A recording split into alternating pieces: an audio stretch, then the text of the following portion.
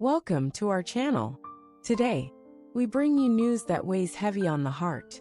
Some truly remarkable people have recently left this world. In this video, we will share their stories, their legacy, their final chapters.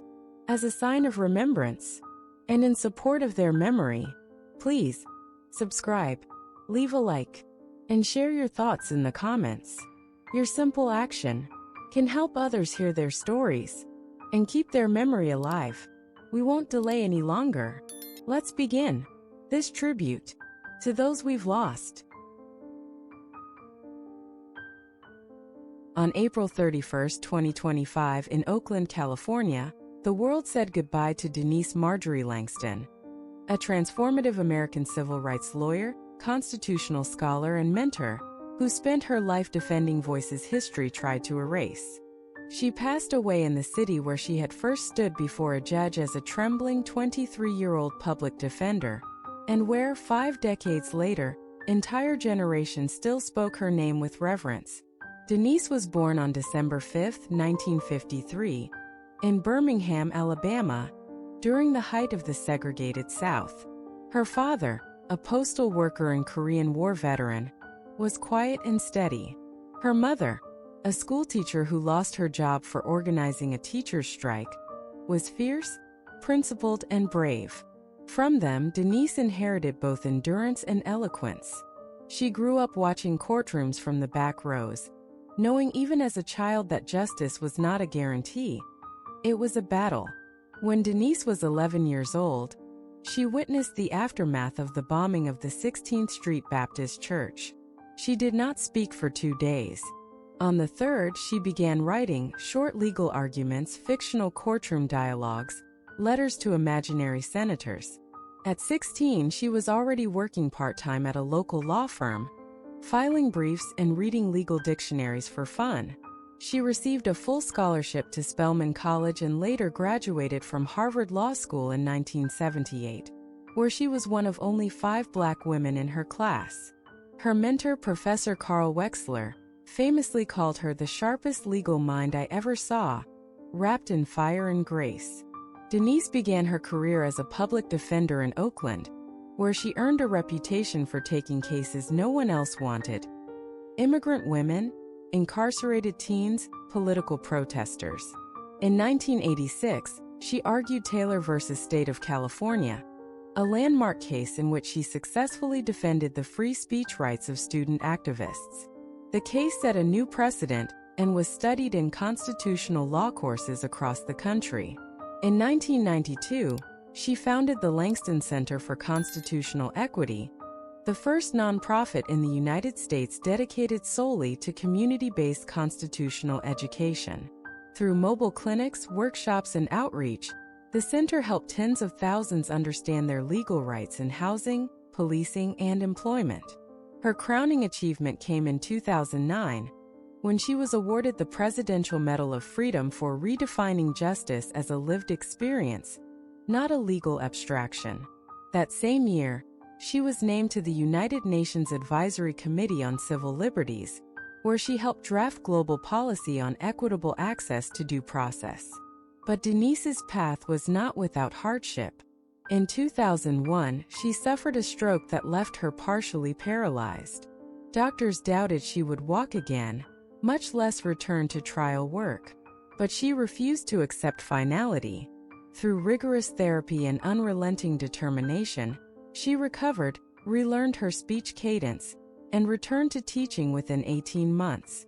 Her marriage to journalist Nathaniel Bird lasted 28 years, a union marked by profound love, intellectual debates, and periods of silence, particularly during Denise's most intense cases.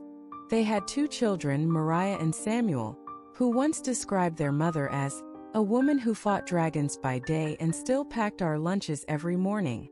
At home, Denise was quiet and observant. She loved black coffee, old court transcripts, and gospel records. She kept every letter her clients ever wrote her, and she spoke to her houseplants as if arguing precedent. Her closest friends recall her saying, "The law is only as alive as the people brave enough to demand it." Despite her prominence, Denise never saw herself as elite. She donated over 70% of her earnings to education initiatives, prison reform programs, and voter access efforts. Her mentorship shaped hundreds of legal minds, among them judges, professors, activists, and lawmakers. She insisted that her students write their opening arguments by hand, so you can feel every word you intend to stand on. Her favorite sayings included, "Justice without clarity is theater. Never speak louder than the silence you're defending. You don't win in court. You survive with purpose." In her final years, Denise lived quietly near Lake Merritt, surrounded by books, family, and former students who visited often. Her final public appearance was at a community town hall in late 2024, where she said, "The law will not love you back. That's why you must love the people more fiercely than the law ever could." She passed away in her sleep, surrounded by her children and grandchildren, with one hand resting on the original copy of the Bill of Rights she had framed above her bed. Denise Marjorie Langston left behind not just memories, but an entire era embodied in her writings, ideas, and students.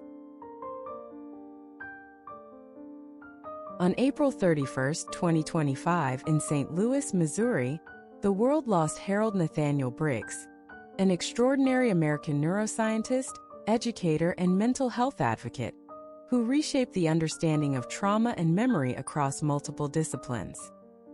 He passed away peacefully in the same university hospital where he had once volunteered as a student researcher, nearly 6 decades before.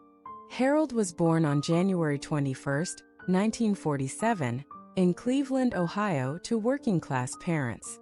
His father was a Vietnam War veteran turned machinist, and his mother was a nurse's aide who juggled night shifts in community organizing.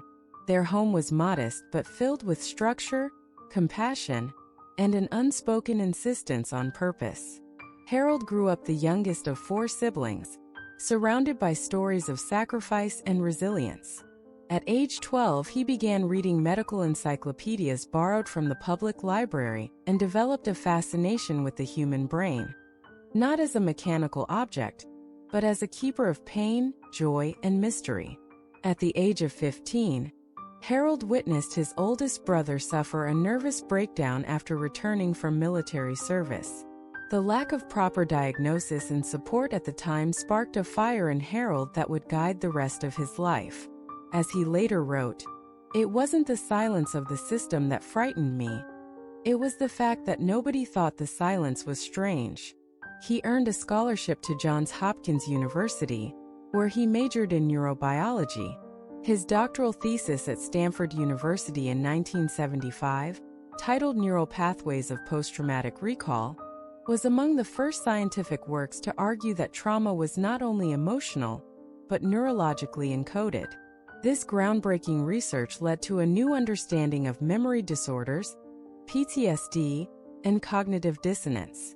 In 1981, Harold founded the Cognitive Integration Lab at the University of Chicago, where he spent over 3 decades leading research into neural mapping, emotional patterning, and the biological architecture of memory. His 1993 paper, The Silent Circuit, was cited over 8,000 times and became a cornerstone in neuroscience and psychotherapeutic training. But Harold wasn't only a researcher. He was a reformer. In 1997, he co-created the National Brain Equity Initiative, which focused on expanding mental health services to underserved communities and advocated for neurodiversity inclusion in federal policy. He frequently challenged the racial and economic bias in medical diagnostics, calling out institutions that failed to consider cultural trauma in treatment protocols. His contributions earned him numerous awards. In 2003, he received the Presidential National Science Medal for redefining how memory and trauma intersect in the human brain.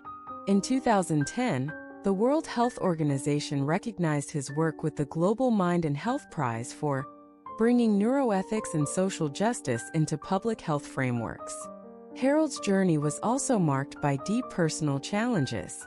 Early in his academic career, he faced systemic racism and was twice passed over for tenure despite leading research. A public letter of support signed by over 200 neuroscientists later forced the institution to reverse its decision. He often told young scientists, "No discovery is louder than the sound of a locked door being kicked open." At home, Harold was a quiet and devoted man. He married children's author and educator Lorraine Mackenzie in 1984. Their marriage was filled with warmth, occasional disagreements over book deadlines, and shared rituals, like Saturday mornings spent reading aloud to each other from scientific journals and fairy tales alike. They had 2 children, Charles and Naomi, both of whom followed in their parents' footsteps, one as a neurologist, the other as a child psychologist. Harold loved chess, jazz records, and writing postcards to former students, even decades after they graduated. His handwriting was famously small and perfect. He believed in handwritten thought, slow thinking, and the ethics of precision. Despite his global stature, he spent every Friday at the local clinic offering free consultations. He mentored over 100 graduate students, many of whom now lead major neuroscience departments across the world. His lab motto was simple: ask the brain but listen to the person. In his final years, Harold was diagnosed with Parkinson's disease. Though his mobility declined, his intellect remained brilliant. He continued writing, advising, and teaching until only weeks before his death. His last public appearance was at a TEDx conference, where he shared a talk titled "The Brain Remembers What We Try to Forget," a powerful exploration of societal denial and collective healing. In his final interview, recorded 2 days before his passing, he said, "If the mind is a map, then compassion must be the compass. That's all I ever tried to prove, in neurons, in lives, in love." He passed away during the early morning hours, with Lorraine reading aloud from a collection of poems by Langston Hughes. Outside, snow had just begun to fall. Harold Nathaniel Briggs left behind not just memories, but an entire era embodied in his writings, ideas, and students. Amelia Isabel Euphemia Rose Clark was born on the 23rd of October, 1986, in the Hammersmith district of London, England. She entered the world as the youngest child of Peter Roderick Rick Clark, a seasoned theatre sound engineer originally from Wolverhampton, and Jennifer Susan Jenny Dodd Clark, a sharp-minded businesswoman who would rise to become vice president for marketing at a major management consultancy and co-founder of the Anima Foundation, a charity supporting young people in Ghana. From her very first days, Amelia found herself nurtured by parents whose complementary passions, her father's deep love of live performance and her mother's dedication to disciplined excellence, created a household where creativity and compassion were equally prized. Her earliest years unfolded first in London and, soon after her birth, in the leafy suburbs of Oxfordshire. At the tender age of 3, a single outing to a West End staging of Showboat ignited in her a fascination with the stage's transformative power. She would later recount how the glow of the footlights convinced her that acting was not only possible but essential to her. Recognizing her daughter's spark, Jenny enrolled Amelia in weekend drama workshops at the local community center, where she learned the rudiments of voice projection and simple choreography long before learning to drive. On Saturdays, Amelia and her older brother Bennett scavenged scraps of fabric, from church sewing circles to fashion costumes for homemade productions, staging spirited tableaus on the lawn of their Oxfordshire home. As Amelia moved into her primary school years at Rice St. Anthony School in Headington, her zeal for performance only deepened. She joined both the choir and the theatrical society, thrilling friends and teachers alike with renditions of Mozart arias and improvisations of Shakespearean dialogue between lessons on algebra and Latin. Her capacity to memorize complex scenes and to inhabit characters far removed from her own upbringing earned early praise. And even as she brought down the schoolhouse with comedic timing, she maintained exemplary grades in English literature and history, demonstrating that her gifts extended beyond the stage. In her mid-teens, she set her sights on Britain's premier acting academies. Rebuffed by initial rejections from the Royal Academy of Dramatic Art, the London Academy of Music and Dramatic Art, and the Guildhall School of Music and Drama, she refused to be discouraged. Instead, she spent a year working part-time at a West End cafe, traveling through Europe to observe street performers in Rome and pantomime troupes in Paris, and saving every pound toward her true ambition. Eventually, she won admission to Drama Centre London, where she immersed herself in an intense 3-year training program encompassing the Stanislavski system, Chekhov exercises and devised theater methods that demanded both emotional vulnerability and physical rigor. Life at Drama Centre tested Emilia in unexpected ways. Early mornings began with voice and movement classes aimed at fortifying her instrument and heightening spatial awareness. Afternoons involved painstaking text analysis, breaking down character motivations with scholarly exactitude, and evenings were devoted to scene study workshops where peers and instructors offered candid feedback. She grappled with self-criticism and the sting of critiques, yet she discovered that surrendering to the truth of each moment, no matter how raw, was her greatest asset. By her final year, she commanded lead roles in studio productions of King Lear and A Streetcar Named Desire, earning standing ovations from fellow students and faculty alike. Shortly after graduating in 2009, Emilia made her professional debut with a guest appearance on the BBC One medical soap opera Doctors, stepping into the realm of television with the poise of a seasoned stage performer. Not long after, she secured a part in the fantasy pilot Once Upon a Time in Wonderland, portraying a young Alice whose memories of a magical realm rendered her both fragile and fiendishly clever. People.com. These early screen roles, though brief, provided her crucial on-set experience, learning camera marks, matching lighting cues, and navigating green screen choreography. In the spring of 2010, while still navigating auditions and commercial calls, Emilia received notice of an opportunity that would transform her career trajectory. Casting directors for a new adaptation of George R.R. Martin's novels were seeking an actress to bring to life Daenerys Targaryen, an exiled princess destined to command armies and dragons.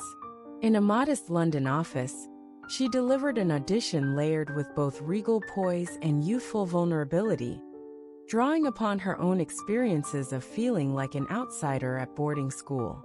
The producers, sensing an alchemy rare in actors of her age, offered her the role on the spot. When Game of Thrones premiered on April 17, 2011, Emilia's portrayal of Daenerys captured the imaginations of viewers worldwide. From her first scenes, clutching a basket of concealed dragon eggs, to her emergence as Khaleesi of the Dothraki, her performance radiated both steel and empathy. Though the sprawling ensemble cast shared the series' vast narrative, her moments of quiet defiance and sweeping monologues set her apart as a linchpin of the story's emotional core. IMDb. Even as her star ascended, Emilia remained a dedicated student of her craft. Between seasons, she continued attending specialized movement workshops to enhance her posture and combat training, consulted with dialect coaches to refine her Myronese accent, and shadowed veteran cast members to absorb insights on sustaining energy through grueling 12-hour shoots. She also managed the logistical challenge of balancing a demanding production schedule with personal growth, completing online courses in literature, mentoring younger performers, and contributing to her mother's philanthropic initiatives in Ghana. By the conclusion of the show's second season, Emilia Clarke had already secured her place as one of the most compelling young actresses of her generation. Her name graced magazine covers, critical essays examined her quiet ferocity, and fan-created art celebrated her as a symbol of empowerment. Yet despite the series' soaring ratings and her own growing acclaim, including Emmy nominations that honored her for Outstanding Supporting Actress. Her peak of global cinematic stardom remained on the horizon. She had not yet headlined major feature films, launched her production company, or become a UNICEF Goodwill Ambassador. Those milestones still awaited her. In that pivotal period, when her work had drawn the gaze of millions, but before the thunderous applause of Hollywood's biggest stages, Emilia Clarke exemplified the essence of an artist in ascension, grounded by the formative lessons of her family's encouragement, honed by rigorous training, and guided by an unwavering belief in the transformative power of storytelling. Her early journey, marked by resilience amid rejection, wonder at each new role and devotion to her craft, left an indelible imprint on television history.